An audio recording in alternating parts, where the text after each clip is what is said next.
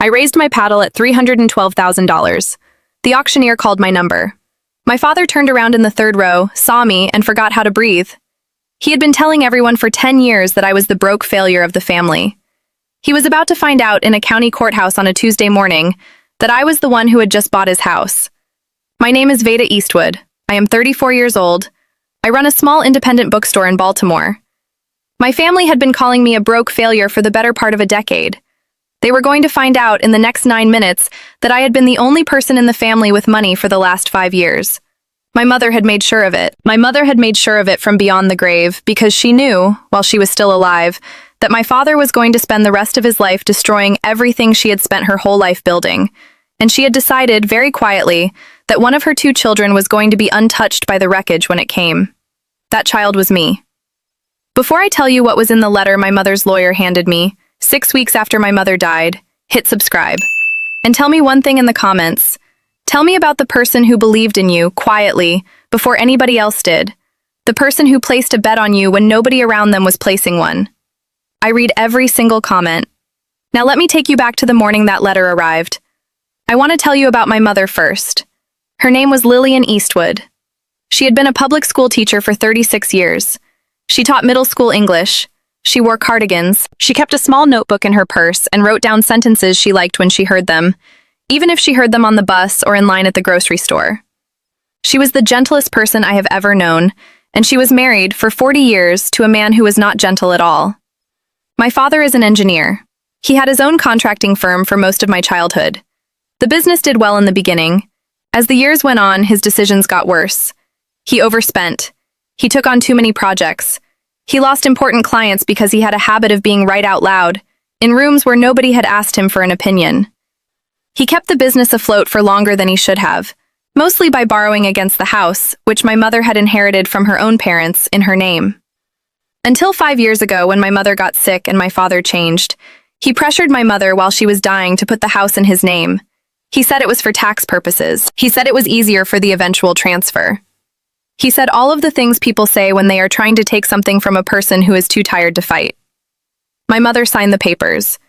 She did it on a Tuesday.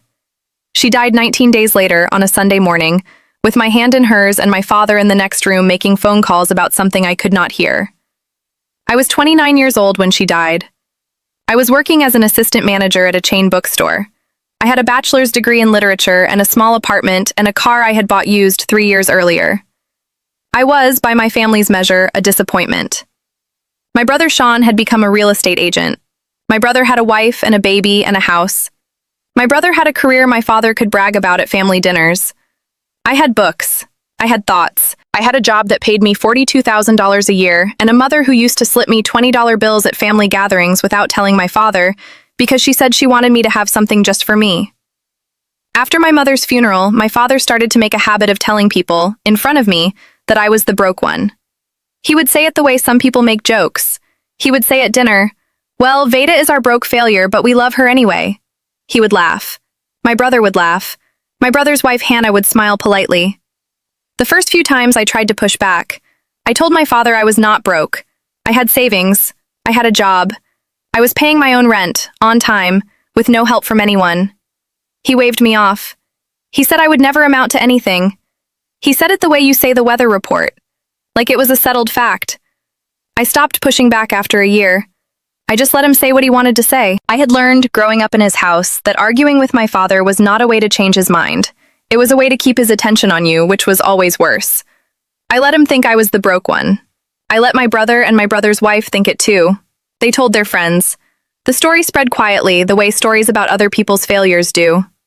By the time my mother had been dead 2 years, half of my extended family believed I was on the verge of being homeless. What none of them knew was what had happened 6 weeks after my mother's funeral. I had been at work, on my lunch break, when my phone rang. It was a number I did not recognize. The voice on the other end was a man with a very calm voice. He said his name was Olu Adebayo. He said he had been my mother's attorney for the last 12 years. He said my mother had asked him, in the event of her death, to contact me directly, privately, without my father's knowledge, 6 weeks after she was gone. The 6 weeks was up that morning. He asked me if I could come to his office that afternoon. He told me to come alone. He told me not to mention the appointment to anybody. I drove to his office after work. He was a tall man with gray hair at his temples and the kind of face that has spent 30 years listening to people's secrets. His office had 2 leather chairs and a window that looked out at a small parking lot. He sat down across from me. He took an envelope out of a desk drawer. "Miss Eastwood," he said, "your mother loved you very much. I want you to know that before I tell you anything else. She came to see me 12 years ago. Not when she was sick. 12 years ago. When you were 22 years old. Your father did not know about that meeting. He has never known. The arrangement we are about to discuss has been in place for a long time." I sat there in the leather chair. I did not move. He pushed the envelope across the desk toward me. "Open it," he said. I want you to picture that envelope. It was not a manila folder. It was not an official-looking thing with a law firm's name on the corner. It was a regular cream-colored envelope, the kind my mother had bought in boxes of 50 at the grocery store and used to send birthday cards in. She had addressed it to me in her own handwriting. She had written my name in blue ink on the front. She had drawn a small flower next to my name. She had always done that. Every card she had ever sent me since I was small had a small flower drawn next to my name. I had not seen one of those flowers in 6 weeks. I had not expected to ever see one again. I started crying before I even opened it. The envelope contained a letter from my mother, in her handwriting, 4 pages long. It also contained a set of legal documents establishing a trust in my name. The trust had been funded over the course of 12 years, in small monthly deposits. The deposits had come out of an account my mother had kept secret from my father. She had been putting money into it since before I had graduated from college. The total balance, after 12 years of careful saving and modest investment, was just over $300,000. I read the letter 3 times before I could speak. In the letter, my mother explained that she had known, by the time I was 22, that my father was never going to support me the way he was going to support my brother. She had watched it for years. She had decided on her own that she was going to do something about it. She had started skimming small amounts from her teaching salary, $50 a paycheck, sometimes $100, into an account my father did not know existed. She had told the bank to send all statements to a P.O. box in a town an hour from where we lived. She had checked it once a month for 12 years. She had told nobody. Not me, not my brother, not her best friend. Nobody. In the letter, my mother also told me when she wanted me to use the money. She wrote, very specifically, that she did not want me to take it out the moment her lawyer handed it to me. She wanted me to leave it in the trust until 2 conditions were met. The first condition was that my father had to lose his business. She knew it was coming. She had been watching the books for a decade. She told me in the letter that she estimated it would happen within 5 years of her death. She was almost exactly right. The second condition was harder. She wrote, "I want you to wait until your father has been humbled. Not just hurt, humbled. There is a difference. A hurt man fights back. A humbled man finally has to look at himself. I do not know what humbling will look like for him, but you will know it when you see it. When you see it, that is when you take the money out. And when you take it out, my dear Veda, I want you to do the thing I was never brave enough to do for myself. I want you to take back what was ours." She did not specify what she meant by what was ours. She did not have to. We both knew what she meant. The house. The house her parents had built. The house that had been hers, in her name, until my father had pressured her to sign it over while she was dying. The letter ended with this paragraph. She wrote, "Do not feel guilty. Do not let the family talk you out of it. Do not let them call you cold. They will. Your father will. Your brother will. Whoever is left will. You are not cold. You are doing what I asked. The hardest thing a mother can do is leave her daughter with instructions instead of a life. I am sorry I am leaving you instructions. I am leaving them because I love you. Use them. I will be watching. Tell me about it when you see me again." I cried in Mr. Adebayo's office for 10 minutes. He did not interrupt. He had brought a box of tissues to the desk before I had even arrived. He had been doing this work for 30 years. When I had finished, he said, "Miss Eastwood, your mother left additional instructions. I am not going to release the money to you until you tell me what you intend to do with it. Your mother wanted me to ask. She did not want you to take it without thinking. So take some time. Come back when you have a plan. There is no hurry. The trust will continue to earn interest until you decide." I went home that night. I did not tell anybody. I sat at my kitchen table and I read the letter 4 more times. Then I wrote down a plan. I want to tell you what I did with the next 5 years because the patience my mother asked of me is the part of this story most people get wrong when they think about justice. They think justice is fast. It is not. Justice that is fast is usually just rage with a better wardrobe. The justice my mother asked me to deliver was slow. It required me to keep being seen, by my own family, as the broke failure they had decided I was, while I quietly built the conditions in which her last wish could come true. 6 months after the meeting with Mr. Adebayo, I quit my job at the chain bookstore. I told everybody I was taking a small inheritance my mother had left me, of about $10,000, and using it to open my own bookstore. The number was a lie. The bookstore was not. I rented a small storefront in a neighborhood in Baltimore that had been quietly turning into a place where people who liked books were starting to live. I used $40,000 from the trust as seed capital. I named the bookstore after a sentence my mother had written in the small notebook she had kept in her purse. The sentence had been, "Some rooms are made for staying in." She had heard a woman say it on a bus. The bookstore was called Some Rooms. For the first year, I worked 60 hours a week. I built relationships with publishers. I curated the shelves. I started a small reading series in the back room. I made connections. I lost money. I expected to. I had built that into the plan. In the second year, I broke even. In the third year, I made a small profit and I hired my first employee. In the fourth year, I expanded. I bought the storefront next door, knocked down a wall, and added a small cafe. I served good coffee. I served a few things to eat. The cafe paid for itself within 4 months. By the end of year 4, the bookstore was profitable, the cafe was profitable, and I had become, without telling a single member of my family, a small business owner with an actual business that could feed itself. The whole time, my father had been telling everyone I was on the brink of failure. He came to the store once, in year 2, with my brother. He looked around. He said, "Honey, I just don't think there's a market for this in Baltimore." He had been wrong about every business decision he had made in 20 years, but he was very confident about mine. I let him be confident. I let my brother be confident. I let Hannah be confident.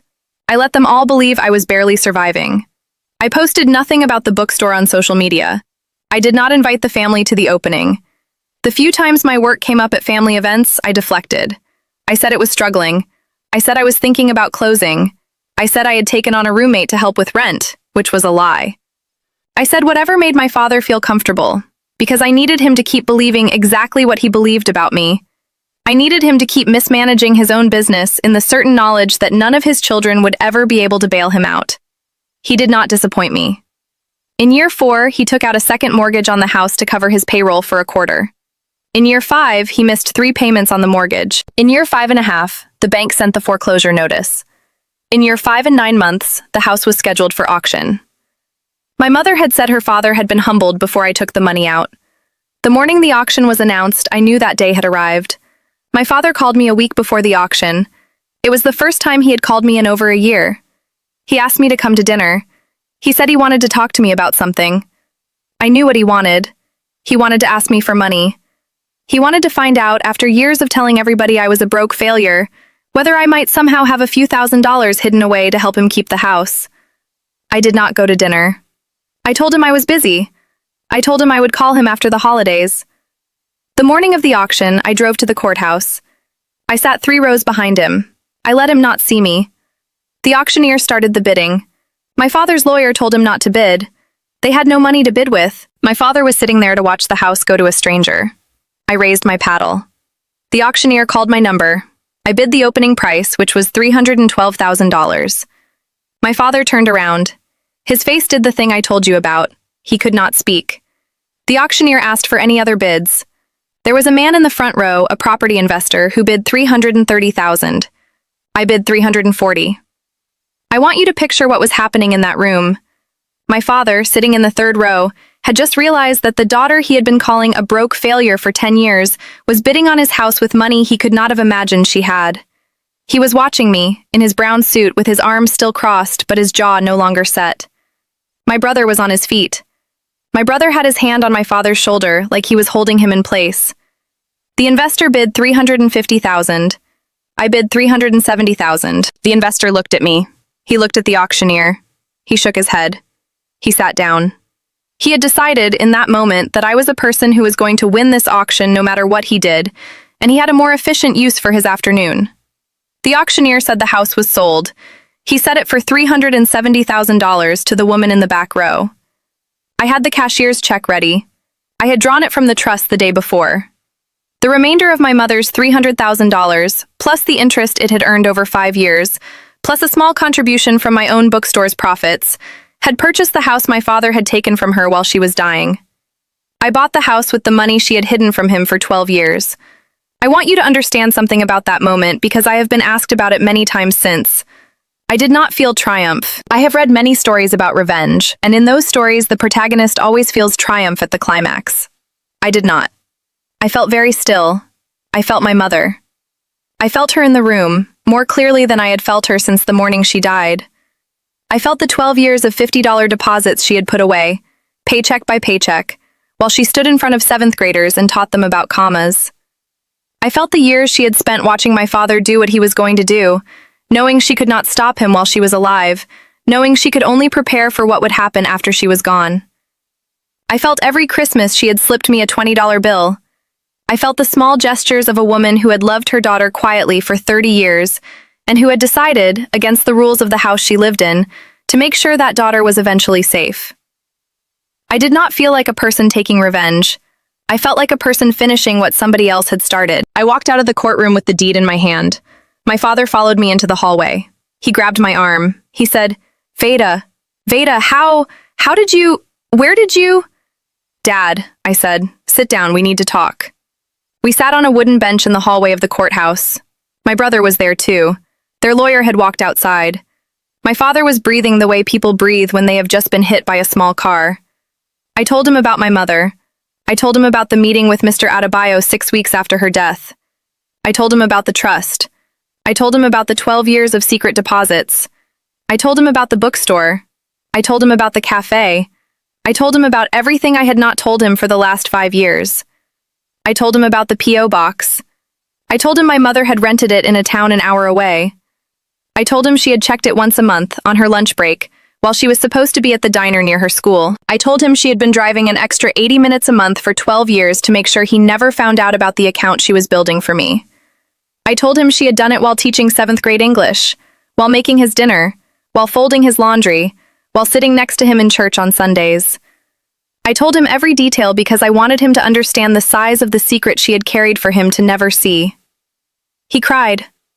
My father, who had not cried at his own wife's funeral, cried in a courthouse hallway in front of his son and his daughter, and a tile floor that had seen a lot of crying over the years. He was not crying because he was sorry. He had not gotten there yet. He was crying because he was finally seeing my mother as a separate person, after 40 years of marriage in which he had only ever seen her as an extension of himself. He was meeting her for the first time on the day he lost his house. Why didn't she tell me? He said. Dad, I said. You know why. He did know why. He just did not want to know that he knew. Then I told him what I was going to do with the house. I was not going to evict him. I had thought about it. I had thought about it for years. I could have. He had no claim to the property anymore. The bank had foreclosed. The auction was final. He was, in the eyes of the law, a man with no home. But my mother had not asked me to evict him. She had asked me to take back what was ours. The house was now mine. That was enough. That had been the assignment. So I made him an offer. I told him he could continue to live in the house. He could keep the room he and my mother had shared, and the kitchen where she had baked Sunday roasts for 30 years, and the small back porch where she had read paperbacks in the summer. He could stay in the house she had built her life inside of, but he was going to pay me rent. $1,200 a month, the first of every month. Late fees if he was late. He was going to maintain the property, in writing, to a standard I would inspect twice a year. He was going to give me the second bedroom, which would become the bedroom I used when I came to visit, although I would not be visiting often. And he was going to receive every month on the day his rent was due, a small note from me that said only one sentence. The sentence was, "On behalf of Lillian Eastwood." He was going to put that note in a small box my mother had kept on her dresser, and he was going to keep doing that for as long as he lived in the house. He agreed. He had no other choice. My brother, sitting next to him, said nothing the entire time. It has been 3 years since the auction. My father pays his rent every month. He has never been late. He maintains the property well. He keeps the small notes in the box my mother had kept on her dresser, the way I asked him to. The first time I came back to the house to do my inspection, 6 months after the auction, I checked the box. The notes were there, all 6 of them. He had not thrown a single one away. I did not say anything. I just closed the box. I left. My brother and I do not speak. I do not miss him. He spent 20 years agreeing with my father about who I was, and the version of me he agreed about no longer exists, and he has not figured out yet whether there is any version of me left worth knowing. I am not going to wait for him to figure it out. The bookstore is doing well. I have 3 employees now. We host author events. The reading series in the back room has become a small thing in the city. People come from neighborhoods I did not used to think they would come from. I have hired a manager so I can take days off. I write in the mornings sometimes, in the cafe, before we open. I am working on a book.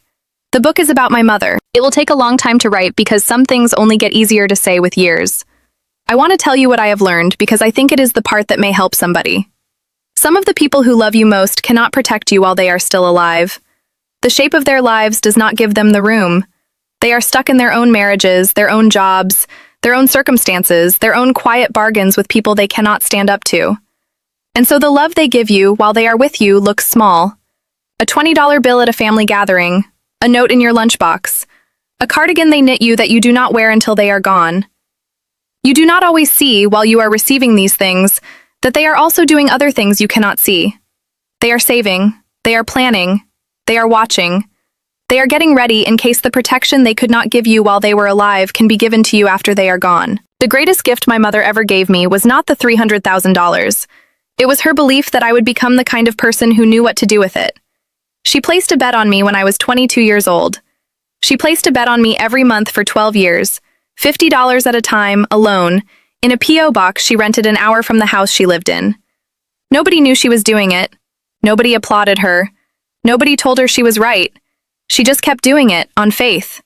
On the faith that her daughter, who was being told by her own father that she would amount to nothing, was actually going to amount to something, and was going to need a foundation to do it on when the time came. Most of us have somebody in our lives who has been quietly placing bets on us. They may not have money to bet with. The bet is not about money. The bet is about belief.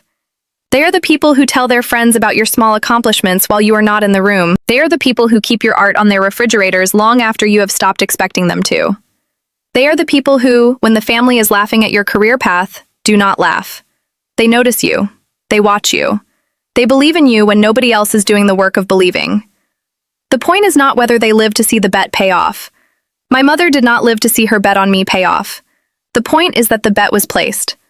Once a bet has been placed on you by somebody who loves you, it does not matter whether they get to collect. You get to collect.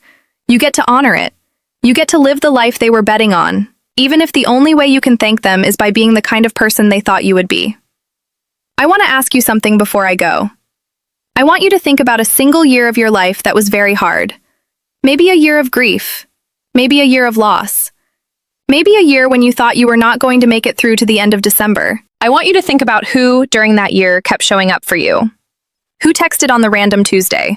Who sat with you in the parking lot after a bad day at work? Who told you, even when you had stopped believing it, that you were going to be okay? Tell me, in the comments, the name of the person whose belief in you carried you through your hardest year. Just the name. Or who they were. Or what they did. I want to know who placed that bet on you. I will be reading every single comment. I will see you in the next one.